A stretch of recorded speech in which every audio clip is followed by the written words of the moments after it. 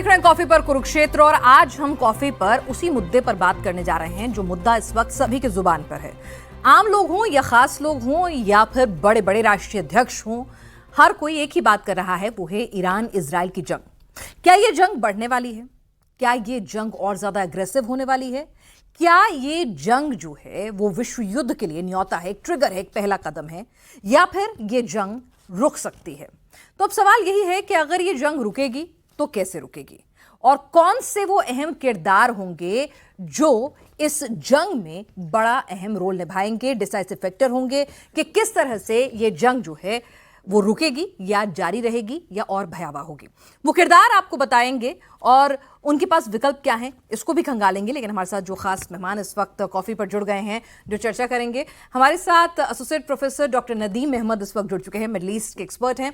Major general doctor SBS Asthana हमारे साथ इस वक्त डिफेंस एक्सपर्ट जुड़े हुए हैं और Ravinder Sachdeva foreign affairs expert हमारे साथ इस वक्त यहाँ पर जुड़े हुए हैं। आइए सबसे पहले आपको किरदारों से मिलवा देते हैं। तो किरदार नंबर 1 नेतन्याहू हैं। नेतन्याहू के साथ खामेनेई हैं। खामेनेई और ट्रंप, ये 3 कैरेक्टर ऐसे हैं जो जंग में सीधे सीधे अभी इन्वॉल्व हैं। उसके अलावा पुतिन हैं, शी जिनपिंग हैं और प्रधानमंत्री नरेंद्र मोदी यानी भारत हैं। तो ये 6 किरदार किस तरह से तय करने वाले हैं इस जंग की दशा और दिशा और इनके पास क्या विकल्प हैं, एक एक करके चर्चा करते हैं। अस्थाना सर, खामेनेई की बात करते हैं। उन्होंने तो कह दिया दोबारा से कि हम तो हमला करेंगे, रुकेंगे नहीं, और शियाओं में तो वैसे भी शहादत जो है वो सबसे बड़ा सबब माना गया है। तो खामेनेई के पास क्या विकल्प है, इस जंग को बढ़ाने का या पीछे हटने का भी? देखिए, खामेनेई के पास में जो विकल्प हैं उसमें सबसे बड़ी चीज़ ये है कि उन्हें अपने डोमेस्टिक ऑडियंस को, अपने लोगों को भी सेटिस्फाई करना है और ये भी यकीन करना है कि ईरान जो है, जो उसका उद्देश्य है उसकी तरफ आगे बढ़ता रहे और इतनी ज़्यादा मार भी ना पड़े कि उसके बाद में उठना मुश्किल हो जाए। तो अगर इन सब चीज़ों को उन्हें बैलेंस करना है तो जाहिर है कि रेटोरिक तो वही होगा जो वो बोल रहे हैं कि अमेरिका को भी पनिशमेंट मिलेगी और इजराइल को भी मिलेगी। उसके साथ साथ वो ये भी बोल रहे हैं कि इजराइल के ऊपर वार भी हो रहा है, इजराइल भी एक्सचेंज कर रहा है, इजराइल भी उनके ऊपर अटैक कर रहा है, तो दोनों साइड अटैक भी चल रहे हैं। लेकिन जहाँ तक खुमैनी का सवाल है, उनका जो भी अभी अटैक होगा, उन्होंने अभी एक स्टेटमेंट आई थी जब बोला था कि हमने मिलिट्री ऑफिसर्स के ऊपर छोड़ दिया है कि टाइम और समय और कब और कैसे, किस तरीके से आपने रिस्पॉन्स करना है। तो वो हम सभी जगह देखते हैं। हमारे यहाँ भी जब सिंदूर के टाइम में एक बार जब सिचुएशन ऐसी आ गई, पॉलिटिकल डिसीजन हो गया तो फिर उसको दे दिया गया कि भाई जो जिसने एग्जीक्यूट करना है वो उसी को दे दिया फिर। तो अब क्या है कि जहाँ तक खुमैनी का सवाल है, किसी भी हालत में अभी इजराइल को तो वो सीधा सीधा अभी उनको आड़े ले रहे हैं, इजराइल के ऊपर अटैक कर रहे हैं, मिसाइल मार रहे हैं। और इजराइल क्योंकि छोटा देश है, वहाँ पर टारगेट्स जो हैं जब अगर इंगेज होते हैं तो नुकसान ज़्यादा होता है। ईरान बहुत बड़ा देश है। नहीं, वो तो ठीक है सर। तो खामेनेई मतलब रुकेंगे नहीं, आपको ये लगता है? खामेनेई रुकेंगे नहीं, लेकिन इतना है कि वो जो अभी अटैक करेंगे अमेरिका पे, वो अमेरिकी चाहे वो बेस के ऊपर अटैक करें, चाहे वो इनडायरेक्ट अटैक करें, चाहे वो जिसे बोलते हैं टेररिस्ट अटैक करें, कोई भी अटैक करें, एक लेवल तक होगा। वो भी इसको इतना ज़्यादा नहीं बढ़ाना चाहते कि अमेरिका जो है वो किसी तरीके से पूरी तरीके से उनके खिलाफ युद्ध में उतर जाए। नहीं, तो ये विकल्प कैसे होगा? मतलब ये कैसे पॉसिबल होगा? क्योंकि अमेरिका भी कह रहा है मैं बताता हूँ कैसे पॉसिबल मैं होगा। तो जवाब दूंगा। पिछला एग्जांपल लीजिए, जब उन्होंने सुलेमानी को मारा था तब इन्होंने एक अटैक करा था उनके एक अमेरिकी बेस के ऊपर और उसमें कुछ अमेरिकी सोल्जर इंजर हुए थे और ऐसा माना जा रहा है कि बेस पर हमला करने से पहले इन्होंने कुछ मैसेज दे दिया था ताकि नुकसान कम हो। वो लोग भी सारे छुपे हुए थे, मरा कोई नहीं था। और उसके बाद प्रेसिडेंट ट्रंप के सामने ये विकल्प आ गया था कि वो अपने टीवी पे आए, उन्होंने बोला देखिए कोई इंजरी नहीं, कोई आदमी मेरा मरा नहीं है, तो अभी जो है पूरे वर्ल्ड पीस के हिसाब से मैं इसको अभी और आगे नहीं बढ़ाऊंगा। ठीक है। तो इसमें क्या हुआ कि वो रुक गया, दोनों साइड से रुक गई कहानी और आगे नहीं बढ़ी वो। ये प्रेसिडेंट ट्रंप के फर्स्ट टेन्योर में हुआ था। तो हो सकता है कि कुछ ऐसा ही दोबारा भी हो कि म्यूचुअल एक सेटिंग हो जाए कि हाँ, भाई म्यूचुअल ठीक है, सेटिंग हो, हमें फिक्स्ड भी मैच की तरह फिक्स हुआ था मैच पिछली की तरह बार, से कि भाई हाँ पिछली बार ठीक है, हाँ फिक्स्ड मैच की तरह हुआ था। मैं जवाब दूंगा अपनी जनता को दिखाने के लिए, हाँ। वो जवाब आपको बता दूंगा ताकि आपका नुकसान ना हो और आप महान बन जाइएगा। आपको तो वैसे भी नोबेल चाहिए, Correct. आप महान बन जाइएगा हाँ। और फिर सब ठीक हो Exactly. जाएगा। और इसी को छोटा सा और थोड़ा सा एम्पलीफाई करता हूं, क्योंकि ट्रंप के दिमाग में भी क्या है, जब ये डिस्कशन हो रहे थे कि उनके बॉम्बर्स को वहां पे मारना है, तो वो बार बार यही डिस्कस कर रहा था कि भाई बॉम्बर उधर मारे और उससे ज्यादा मैं बूट्स ऑन ग्राउंड नहीं चाहता हूं उधर। ठीक है, वो तो कल भी उन्होंने रिपीट किया हाँ, तो बूट्स ऑन ग्राउंड में नहीं चाहता हूं, तो वो ये चाह रहे थे कि एक स्ट्राइक करूं और मैं निकल जाऊं और अब बोलूं अब पीस पीस पीस। तो अब वो बोल रहे हैं पीस पीस पीस। ठीक है, तो विकल्प नंबर 1 ये निकल कर आ रहा है कि एक फिक्स मैच खेला जा सकता है। सर, आपको भी लगता है कि ईरान को आप बहुत करीब से समझते हैं, उनके मिजाज को, वहां के आवाम को, तो ईरान कोई ऐसा फिक्स मैच खेलेगा या फिर उसके लिए सही मौका है अभी? देखिए, ईरान बहुत दिन से खामोश बैठा हुआ था और उसके ऊपर जो सैंक्शंस थे उसने उसकी कमर तोड़ कर रख दी। और जहाँ तक इन 3 लोगों की बात है, खामनेई साहब की, नहीं तो खामनेई के पास विकल्प जो सर कह रहे हैं वही है या कुछ और भी है? ऑप्शन कोई और आपकी नजर में बनता नहीं, दिखता बहुत है? ज़्यादा कुछ नहीं है, तकरीबन उतना ही है जितना सर ने बताया है। खामनेई को असल में बहुत ज़्यादा बूढ़े हो गए हैं, उन्हें अपनी साख को भी बचाना है, अपने मुल्क को भी देखना है और अपनी ताकत को बरकरार रखना है। यानी किसी भी तरीके से जिस तरह की ताकत उन लोगों के पास थी और वो उसे एक्सपोज नहीं कर पा रहे थे खुले तौर पर, उसका एक बेहतरीन मौका है उन लोगों के पास और वो बहुत हद तक उसमें कामयाब भी हो रहे हैं। आप देख रहे हैं कि स्ट्राइक होने के बाद से जो उन्होंने मिसाइल से अटैक किए हैं या उन्होंने डिप्लोमेटिकली जो लोगों को साथ में जोड़ा है और लोग अपने आप भी आ रहे हैं उनके पास। जैसे हमने देखा वो कोरिया वाले तानाशाह हैं, वो खुद ही आ गए, उन्होंने खुद ही ऑफ़र कर दिया। या आज मीटिंग हुई राष्ट्रपति पुतिन के साथ वहाँ के फॉरेन मिनिस्टर की। तो इस तरह की जो चीज़ें हैं, और देखिए मैं एक और बात बताऊँगा यहाँ, बहुत अहम है वो बात, जिस तरह का पूरा सिनेरियो चल रहा है, यानी आना, बम मार के भाग जाना। स्ट्राइक, पहली स्ट्राइक की इजराइल ने, फिर उसके बाद मना करने के बावजूद कि 12 दिन या 15 दिन का मुझे टाइम दीजिए, 2 हफ्ते का, और अगले ही दिन ये सब हो गया, यानी अमेरिका ने स्ट्राइक की वहाँ पर। तो उसके बाद से आप देखिए उसका रिएक्शन किस तरीके का रहा। और अभी जहाँ तक मैं समझ पा रहा हूँ, आने वाले दिनों में ये बहुत ज़्यादा लंबा चलना नहीं है इन लोगों के, दोनों के ही पास। नहीं, अगर लंबा नहीं चलेगा तो विकल्प क्या होगा कि भाई कोई बातचीत का रास्ता भी आपको लगता है बातचीत के कि लिए तो खुल इतने सकता सारे है? लोग हैं और इसमें नहीं, खामनेई क्या बातचीत के लिए तैयार होंगे? क्योंकि वो तो कह रहे हैं कि भाई आपने धोखा दिया था पिछली बार। क्या एक विकल्प ये भी है कि किसी मीडिएटर के मार्फत एक बातचीत शुरू की जाए? देखिए, वो बातचीत के लिए तो तैयार ही हैं, वो तो बातचीत कर ही रहे थे, बातचीत तो चलनी ही थी। वो जो 16 तारीख वाला मामला है उसमें तो उनकी मीटिंग होनी ही थी। ये तो इजराइल ने अपने आप ही जंप लगा दिया था और उधर स्ट्राइक कर दी।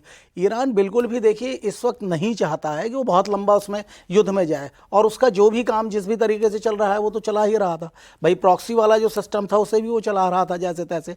लेकिन अगर उसकी जान पर ही इस तरह की आफत आ गई तो खुद मसीहा, खुद ही कातिल हैं, तो वो भी क्या करें, दर्द दिल पैदा करें या दर्द दिल की दवा करें।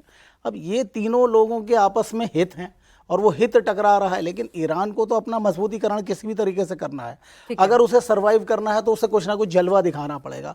और इन दोनों की कोशिश उस परमाणु वाले सिस्टम को रोकने से ज़्यादा यह है कि रिजीम चेंज हो जाए। तो उसे रिजीम को अपने बरकरार रखने के लिए आयतुल्लाह ख़ुमैनी साहब को कुछ ना कुछ तो इस तरीके का जलवा दिखाना पड़ेगा। जिस चीज़ को लेकर ईरानी मशहूर हैं, अपनी बहादुरी को लेकर, अपनी शहादत को लेकर, अपने मुस्तहकम रहने के लिए, यानी एक स्टेबिलिटी चाहता है ईरान जो पुराने ज़माने से चली आ रही है, तो उस चीज़ पर वो कायम है और उसी के बनिस्बत ये सारी चीज़ें हो रही हैं। यानी बार बार जवाब दिया जा रहा है, लेकिन ईरान बिल्कुल भी नहीं लड़ना चाहता। मैं ये भी जानता हूँ ईरान नहीं चाहता है कि बहुत दिन तक लड़े या लड़ता रहे।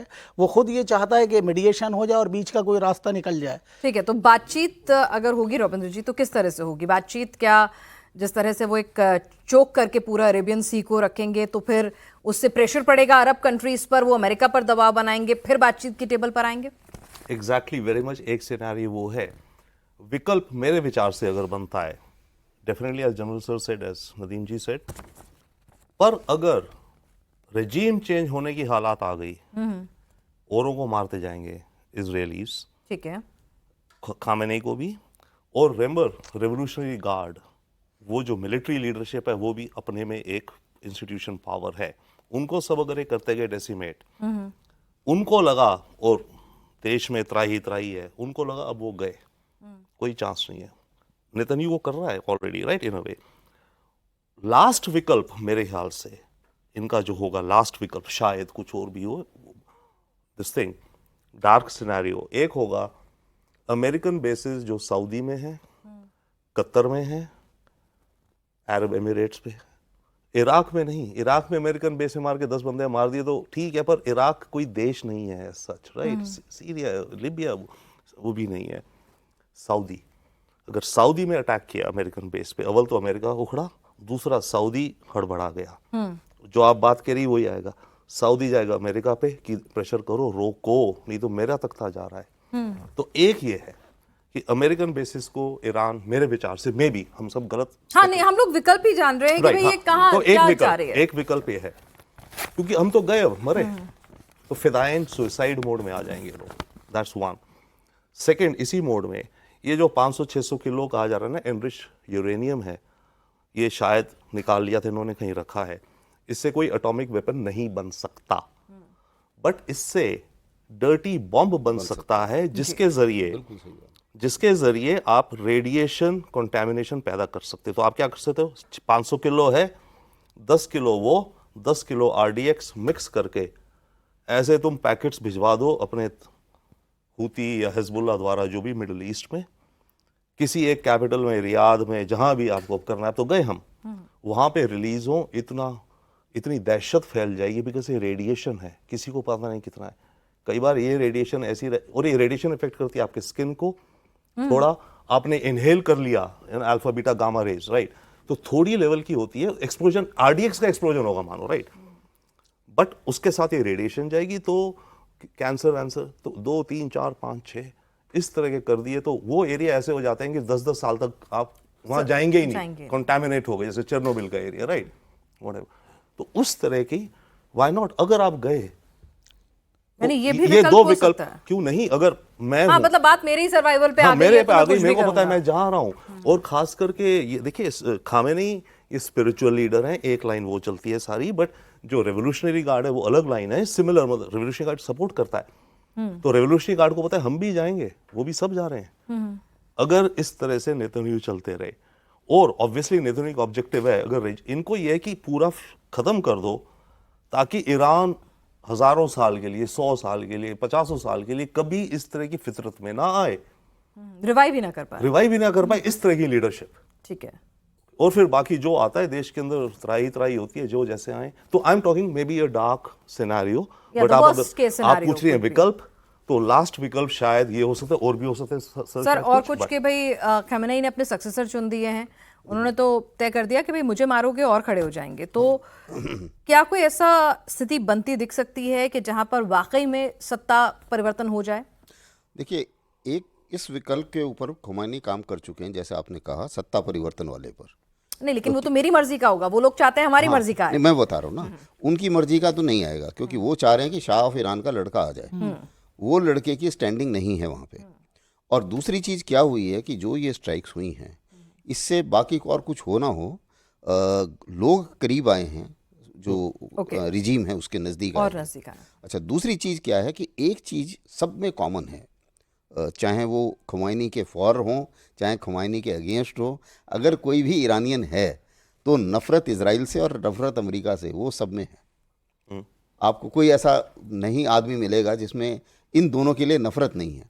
तो ये जो कॉमन थ्रेड है, और अब नफ़रत इतनी हो गई है वो, कि जो अगर गुस्सा भी था खमेनी के खिलाफ, जैसे लेडीज़ के खिलाफ जब दुर्व्यवहार हुआ था तो जो गुस्सा उभर के आया था, तो इस किस्म के गुस्सा जो है वो पीछे छूट गया, उसका लेवल कम है। इजराइल के खिलाफ नफरत का लेवल जरा ज़्यादा है। तो एक तरीके से देश पूरा एक साथ एकजुट भी हो गया है लड़ाई लड़ने के लिए। तो और ये भी बहुत अच्छी बात नहीं है अमेरिका के लिए या इजराइल के लिए, क्योंकि इतना आसान नहीं है ऐसे देश को गिराना। तीसरी चीज़ ये है कि इनके पास काफ़ी मिसाइल्स हैं। अब ऐसा माना जा रहा है, जैसा मेरा अपना अंदाज़ा है एनालिस्ट के तौर पे, इजराइल के पास में 10 दिन से ज़्यादा लड़ने का टाइम वो एमुनिशन नहीं है। जो उनका आयरन डोम वगैरह हैं, आप देख रहे हैं कि उनकी इंटेंसिटी कम हो रही है, उनका इफेक्ट कम हो रहा है। मिसाइलें बड़ी आसानी से अभी इजराइल में गिर पा रही हैं, इतना ये नहीं था पहले। उसका साफ इंडिकेटर है कि इसका मतलब इनका जो एंटी एयर डिफेंस का एमुनिशन था वो धीरे धीरे कम होता जा रहा है। अब मुसीबत क्या है कि वहाँ पे, और जितना वहाँ पर एंटी एयर डिफेंस स्ट्रांग था, जो अमेरिकी बेस है उनमें और भी कम है जी। उनका एयर डिफेंस उतना स्ट्रांग नहीं है, इजराइल का सबसे स्ट्रांग था।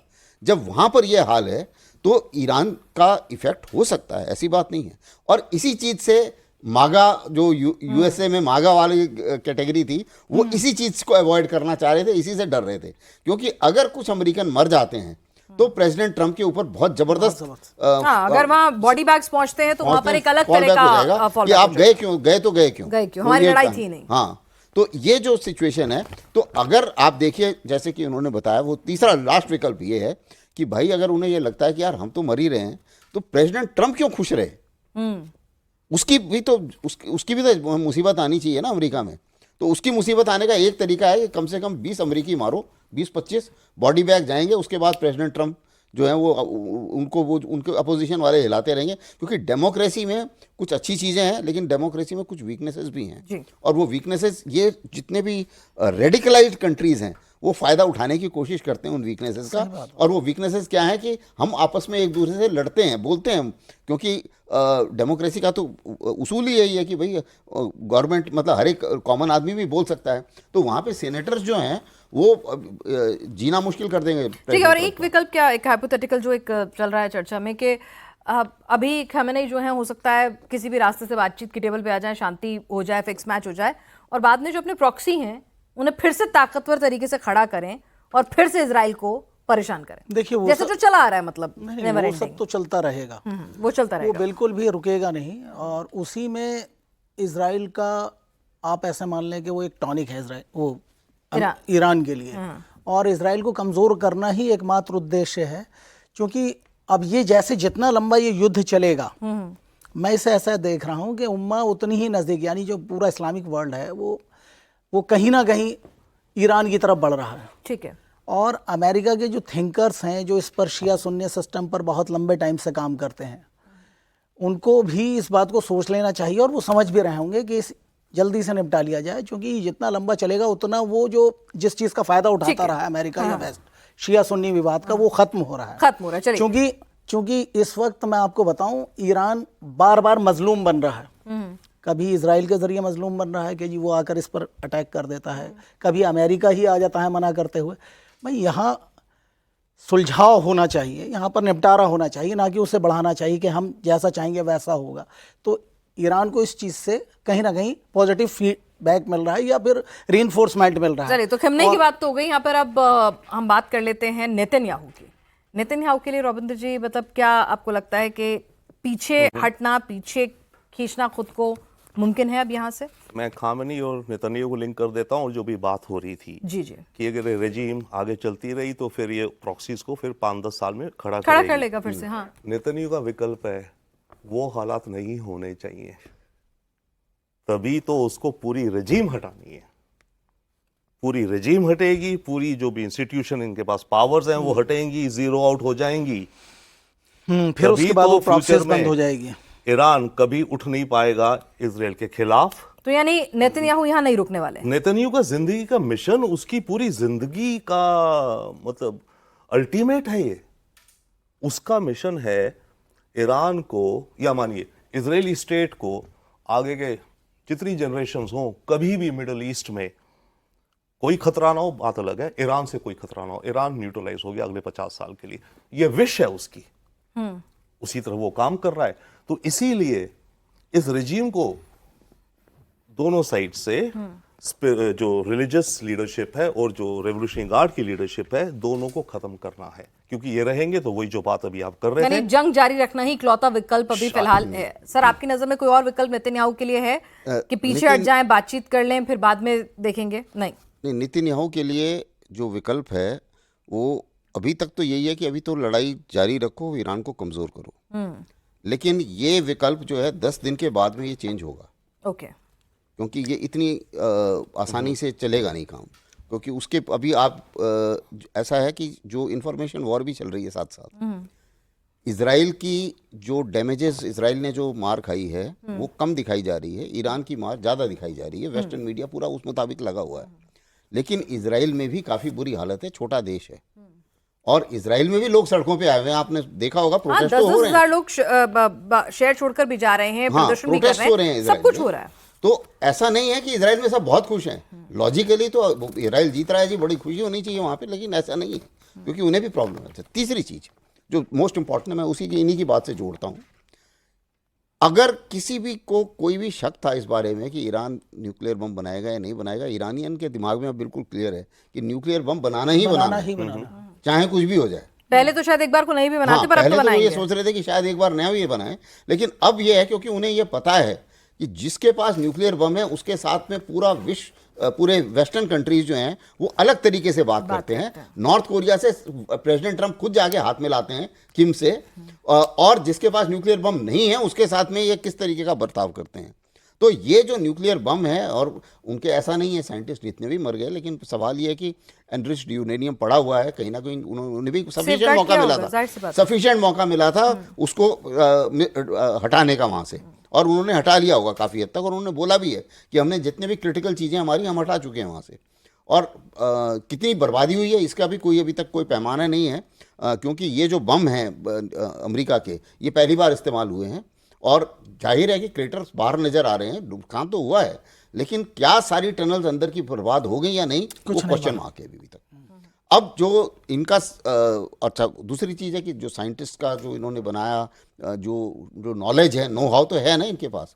और तीसरी चीज़ ये है कि अब रूस हालांकि अभी सामने तो नहीं आ पा रहा है, लेकिन आज कह रहे हैं कि ईरान जैसी मदद मांगेगा हम दे देंगे। हाँ, मांगेगा, क्योंकि अगर आप याद करें हुआ क्या था कि कुछ समय पहले, 2 साल पहले पुतिन ने इनको ऑफर किया था कि हम डिफेंस पैक्ट करते हैं, और उस समय ईरान नहीं माना था, क्योंकि ईरान की मंशा कुछ और थी उस समय। तो अब लेकिन डिफेंस पैक्ट तो है नहीं, तो पुतिन की कोई लायबिलिटी तो है नहीं कि भाई उनको बचाना ही है। लेकिन अब मुसीबत ये आ रही है, ईरान ने उनकी मदद की है तो वो भी जाहिर है कि कुछ ना कुछ मदद तो करेंगे, डिप्लोमेटिक मदद वो कर रहे हैं। लड़ाई में वो घुसना नहीं चाहते क्योंकि वो अपनी उनकी खुद की लड़ाई चल रही है। चीन जो है वो तो व्यापारिक दृष्टि से देखता है हर चीज़, तो चीन जो है वो, और चीन को इस व्यापारिक दृष्टि से देखने से फायदा भी हो रहा है। अमेरिका का $900 बिलियन का डिफेंस बजट होता है, लेकिन वो पूरी दुनिया में खर्च कर देता है। चीन के विकल्प भी हम जानेंगे, हाँ, लेकिन तो नेतन्याहू का विकल्प आपको सिर्फ मोटा मोटा यही दिख रहा है कि भाई जंग तो जारी रखनी है, अब आपने एक आफत मोल ले लिया, पीछे नहीं हट सकते। और एक और उसका इंटरनल विकल्प है, अच्छा, वो क्या इंटरनल हो उसकी सकता है? सोच है। उसकी सोच ये है कि मुझे ग्रेटर इजराइल एस्टेब्लिश करना है। ग्रेटर इजराइल का मतलब जॉर्डन रिवर से लेके समुद्र तक पूरा इलाका मेरा होना चाहिए। पैलेस्टीनियंस को मार मार के भगा दो, गाजा वालों को मार मार के भगा दो, और अगर ये भाग जाते हैं बहुत अच्छी बात है, नहीं भागते हैं तो सेकंड क्लास सिटीजन की तरह हमारे सेवक बन के रहें, और पूरा इलाका जो है वो इजराइल होगा मेरा। उसका ये वो मतलब हार्ड लाइनर है ना, वही नहीं, उसके साथ कई और हार्ड लाइनर है जो इस तरीके से सोचते हैं, ड्रीम ऑफ ग्रेटर इजराइल, ये उसका उधर मकसद है। यानी तो नेतन्याहू इस जंग से पीछे नहीं हटने वाले हैं, लेगेसी छोड़ रहा है, लेगेसी छोड़ रहा है। तो उसके लिए तो अब ये पूरा अपना सवाल है, पूरे अस्तित्व का है, और अपनी सोच, आइडियोलॉजी का सवाल है। तो आपको लगता है कि नेतन्याहू एक ऐसी कैच-22 सिचुएशन में है, चाहे कितना भी नुकसान हो, वो मदद ले लेकर इस जंग को जारी ही रखेंगे, पीछे नहीं हटेंगे? देखिए, मदद ले लेकर ही जंग को जारी रखे हुए हैं। आज तक उन्होंने मदद ही ली है, और ग्रेटर इजराइल वाली बात तो बिल्कुल सही है, वो उनका ड्रीम है। और उनके ऊपर तो बहुत सारे करप्शन के चार्जेस भी हैं, और उसी को लेकर ये सब इतना लंबा खींचा जा रहा है। लेकिन वो इस साथ में ही चाहते हैं कि ईरान को कहीं ना कहीं कमज़ोर कर दें। अगर ईरान कमज़ोर हो जाता है तो पूरे मिडिल ईस्ट में इजराइल से लड़ने वाला, उससे जवाब देने वाला कोई दूसरा मुल्क नहीं है, और सभी उसके साथ मिलजुल कर रहना चाहते हैं और डरते भी हैं, जो ईमानदारी की बात है। तो आपको भी लगता है कि नेतन्याहू पीछे नहीं हटेंगे? नहीं, नेतन्याहू पीछे नहीं। क्या कोई मीडिएशन हो जाए, भाई अमेरिका का प्रेशर आ जाए, एक वर्ल्ड प्रेशर हो, सऊदी देशों का भी प्रेशर आएगा, अगर उसने जिस तरह से पूरा का पूरा जो 20% तेल की आवाजाही जो होती है तो अरब सागर से, वो पूरा का पूरा उसने रोक दिया है, चोक कर रहा है, तो ऐसे में हाँ, तो कैसे होगा? बीच में किसी को आना ही पड़ेगा, चाहे वो अमेरिका हो, चाहे वो रशिया हो। इजराइल को कबूल होगा, मानना पड़ेगा, बिल्कुल मानना पड़ेगा। सिचुएशन जैसा कि वो 10 दिन वाली है, 15 दिन वाली है, देखिए इजराइल भी बहुत लंबे टाइम तक अब उसकी समझ में आ गया है कि वो लड़ ही नहीं पाएगा, क्योंकि उसके पास एम्युनिशन नहीं है। पीछे से जितनी उसे सपोर्ट इधर उधर से मिल जानी चाहिए थी वेस्ट की, उतनी नहीं मिल रही, उसे अमेरिका ही सपोर्ट कर रहा है सीधे सीधे तौर पर। साथ में आकर, लेकिन साथ में कोई आने को भी तैयार नहीं है, भले ही उसे चाहे वो एम्यूनिशन दे रहे हो, आर्म्स दे रहे हो, लेकिन फाइनेंशियली वो कमज़ोर हो रहा है। और सबसे जो अहम बात है वो यहाँ पर यह है कि उसका भरोसा उसी के सिटीजन्स में खो रहा है। ठीक है। अगर वो भरोसा नहीं खोता, यानी जितनी बेफिक्री के साथ वो लोग वहाँ पर रह रहे थे अब तक, तो भागते नहीं वहाँ पर। वहाँ तो एक दहशत का आलम है, लोग बंकर में जाकर रह रहे हैं, मुल्क को छोड़ रहे हैं, तो ये बहुत ज़्यादा उसकी साख के लिए इस वक्त बुरा है, और दूसरे लोगों के लिए भी जो उसके मददगार हैं। यानी एक दहशत का माहौल फैल रहा है और उसकी कमज़ोरी ही जग जाहिर हो रही है, जो कि नहीं होनी चाहिए थी। यानी जिस तरह की चीज़ें इजराइल अपने बारे में बनाकर पेश करता था कि भाई ये तो अभेद है। मैं यहाँ पर एक पुरानी बात बोल रहा हूँ। जब मैं छोटा था, स्टूडेंट था, तो मैं एनसीसी में था, तो मैंने देखा वहाँ पर हम लोग जाते थे एनसीसी की ड्रिल वगैरह करने के लिए अपने ऑफिस में, वहाँ एनसीसी के, तो बताते थे कि ये राइफ़ल है, और ये मैंने पूछा ये कहाँ से आई है, तो बड़ी खूबसूरत है, अच्छी लगती है। तो उन्होंने बताया कि ये इज़राइल से आई है, और हम लोग नई डील हुई है हमारी इज़राइल के साथ इन सब चीज़ों को ख़रीदने में। तो वो जो विश्वसनीयता है उसके हथियारों की, वो भी मैंने देखा। ये जो गाज़ा वाली लड़ाई हुई थी उसमें, चूँकि वो हमास को इतना बड़ा फौज वौज वाला सिस्टम तो उनके पास था नहीं, ना वो ट्रेंड थे, वो तो अनट्रेंड लोग थे, नौजवान थे, वही लड़ रहे थे। एयर स्ट्राइक की वजह से वो लोग मरे, तो वो उसी अपनी चीज़ से, जिसे वो बहुत महंगा बेच रहा था, उन्होंने मुझे, मैं उनका नाम नहीं बताऊँगा, एक बड़े ऑफिसर थे डिफेंस के, उन्होंने मुझे बताया कि बहुत महंगा लिया हमने ये उससे, ये राइफल वगैरह। तो उसकी विश्वसनीयता खो रही है। ठीक है, तो इजराइल मतलब ये कह रहे हैं कि हो सकता है कि जब खुद कमजोर होने लग जाए तब बातचीत की टेबल पर आ जाए। तो आपको भी यही मोटा मोटा दो विकल्प लगते हैं कि भाई या तो जंग जारी रखेगा या फिर बातचीत की टेबल पर दबाव में, प्रेशर में, और खुद क्योंकि बैकफुट पर आ जाएगा मिलिट्री कैपेबिलिटीज में, इसीलिए ऐसा करेगा। देश के अंदर फिलहाल जब तक ईरान से जंग चल रही है, जितनी लंबी चले, नेतन्याहू बैकफुट पे नहीं आएगा। इस मुद्दे पे देश इकट्ठा हो गया है ईरान को लेके। ठीक है, बट यस, ये फैक्ट है कि ये पूरा कहें तो सूत्रधार इसका नेतन्याहू है।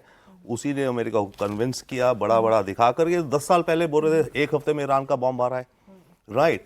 और इसने इसलिए भी पुश करा क्योंकि इसके पर्सनल पॉलिटिकल करियर में करप्शन और काफी उस तरह के चार्जेस हैं। जिस दिन ये रुकेगा उस दिन इसके अगेंस्ट कमीशन बैठेगा, इंक्लूडिंग फॉर October 7। तो बड़े इसको वो भी अवॉइड करना है, राइट। बट अभी के लिए फिलहाल पूरा नेशन मोरलेस इसके साथ है। तो यानी कि नेतन्याहू के पास तो एक ही विकल्प है कि भाई जंग जारी रखना ही उसके पास इकलौता विकल्प फिलहाल नजर आ रहा है, अनटिल अनलेस अमेरिका कुछ प्रेशर ना करे। अब अमेरिका की बात हो रही है, ट्रंप साहब क्या करेंगे? ट्रंप साहब के पास क्या विकल्प है? नोबेल लेना विकल्प है या फिर हमले करना विकल्प है? नहीं, नोबेल तो उन्हें मिल जाएगा, मानिए 1-2 साल में मिल जाएगी। क्योंकि देखिए, यूक्रेन रशिया वॉर भी रुक जाएगी कभी ना कभी, ये इजराइल ईरान भी रुक जाएगी कभी ना कभी। तो जब भी ये रुकेंगे होगा ट्रंप ने करवाया, तो नोबेल उन्हें शायद मिल जाएगा। उनके पास बहुत विकल्प है आज की दुनिया में।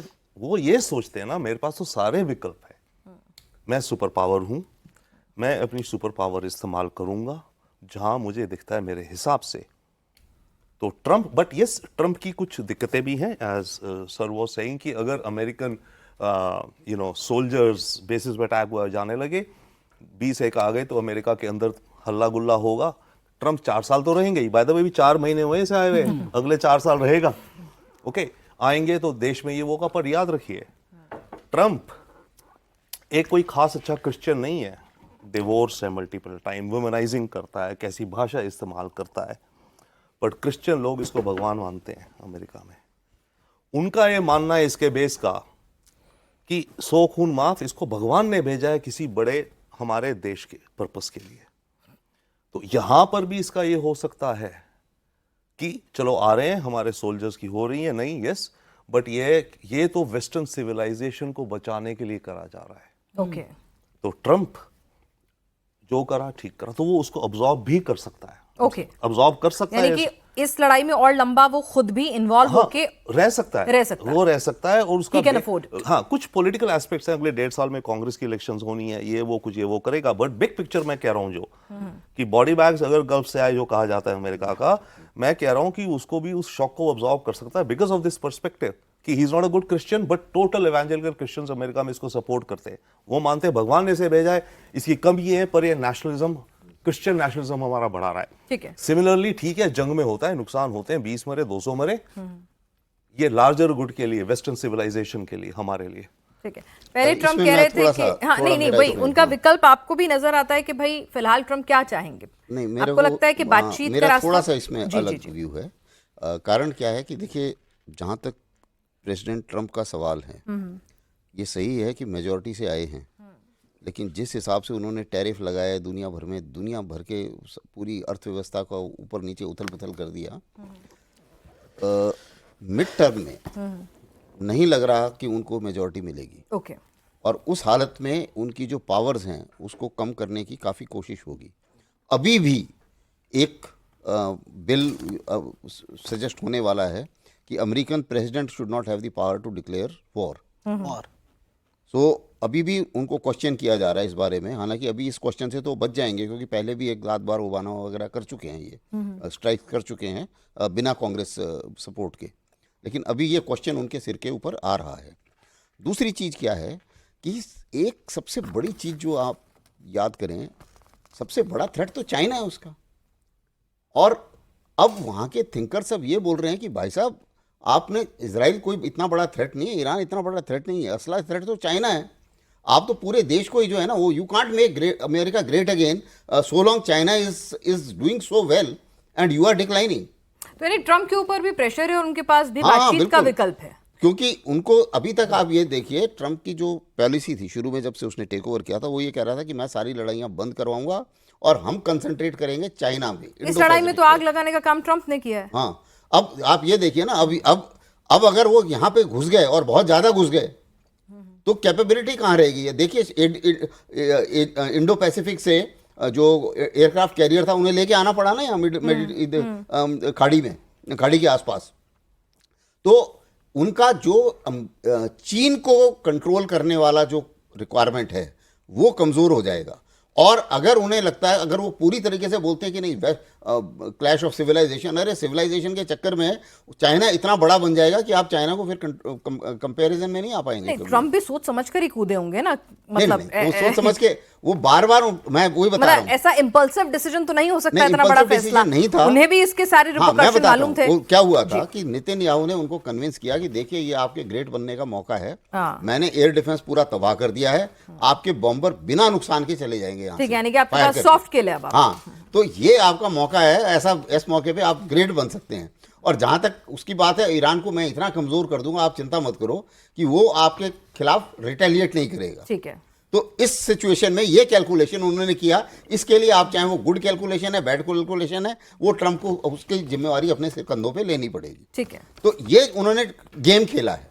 लेकिन ये गेम अगर ये उल्टा भी पड़ सकता है, और अगर यहाँ पे ज़्यादा इन्वॉल्वमेंट होती है, जो कि सारे के सारे अमेरिकन अवॉइड करना चाह रहे थे कि भाई हमें यहाँ नहीं घुसना है, तो क्योंकि आप देखिए ना, दूसरी चीज़ है क्लैश ऑफ सिविलाइजेशन। ठीक है यार, अफगानिस्तान में भी तो आप लड़ रहे थे ना क्लैश ऑफ सिविलाइजेशन। 20 साल तक लड़ने के बाद में तालिबान के साथ में आपने साइड करके और वापस आना पड़ा। ईरान अफगानिस्तान से कहीं ज़्यादा स्ट्रांग है, कहीं ज़्यादा बड़ा है।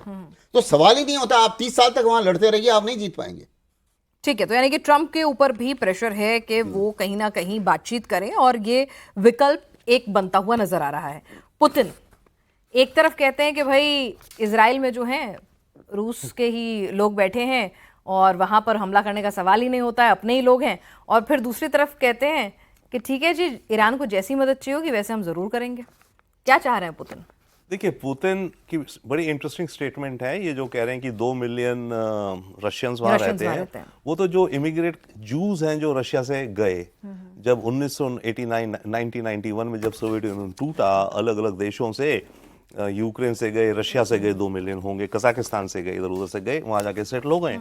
तो उनका कोई खास लिंक नहीं है रशिया से, वन, बट सेकेंडली काफ़ी जूस का है जो कि बहुत अमीर बन गए रशिया में, वहाँ गए, back and fourth cyber and technology business वगैरह, वो भी एक बहुत बड़ा मोमेंट रहा। बट बेसिकली जो रशियन ओरिजिन के जूस वहाँ रह रहे हैं, मेरे ख्याल से उनको कोई खास अपने मदरलैंड से कोई खास उनका रिश्ता नहीं, उन्होंने गिव अप किया हुआ है। तो पुतिन के पास क्या विकल्प है? पुतिन के पास सबसे पहला विकल्प नहीं, सॉरी मैं विकल्प को कई बार गलत समझ आ रहा हूँ, विश है, या जिस तरह से वो करना चाहता है कि वो अपना सुपर पावर का जरा रोल दिखाता तो रहे, दिखे तो दुनिया में कि भाई है, कैन ही अफोर्ड दिस जब यूक्रेन से ऑलरेडी वो एक लंबी जंग लड़ रहा है ऑलरेडी, तो किसी दूसरे की मदद करना, किसी दूसरे की जंग में फंसना? आई एम नॉट सेइंग मदद करे, पर बात तो वैसी कर सकता है ना, like a super power, right? अब रशिया तो डिफ्लेट हो गया, तो अव्वल तो वो है अपनी इमेज रखना कायम, चलो जितनी भी डिफ्लेट हो गई उसको कायम रखो डिप्लोमेटिकली। विकल्प कोई खास नहीं है पुतिन के पास। ईरान को क्या सपोर्ट करेगा? देखिए, ओके, उन्होंने ऑलरेडी वेपन्स बेचे हुए ईरान को, ओके। इरानियन आर्मी की मेरे ख्याल से करीब 50 से 60% रशियन वेपन्स है, तो उनकी एमुनेशन, ठीक है भाई अगर आपने S-400 दिया तो उसका रॉकेट भी तो दो, और मेरे खत्म हो रहे हैं दो, उसमें भी रशिया को परेशानी उसने यूक्रेन में लगाने हैं। अब ईरान को कोई नए वेपन्स चाहिए हो, वो तो मुश्किल वैसी है, उसे नए बना के वहां देने हैं। तो रशिया डिफेंस में कितनी मदद कर सकता है कह नहीं सकते, ज्यादा नहीं मेरे को दिखता। मैन फॉरगेटेड, उसको खुद मैन चाहिए आर्मी में अपनी मोबिलाइजेशन मैन करने पावर को। नहीं दे सकता। डिप्लोमेटिक यस कर सकता है, वर्ल्ड टेबल्स पे बात कर सकता है, कुछ टेक्नोलॉजी का हो सकता है जिसकी बातें चल रही पर उसमें भी खास नहीं। ओके, इनके एक मेदवेदेव हैं जो प्राइम मिनिस्टर प्रेसिडेंट खेल खेलते थे दोनों, पहले तू बैठ जा 5 साल में, ये वो मेदवेदेव जो कहता है वो टोटल एक हार्डलाइनर है, इररिस्पॉन्सिबल स्टेटमेंट्स देता है। उसने कल स्टेटमेंट दी, हम नहीं, काफी देश हैं जो न्यूक्लियर वेपन दे देंगे ईरान को। Impossible, I don't think.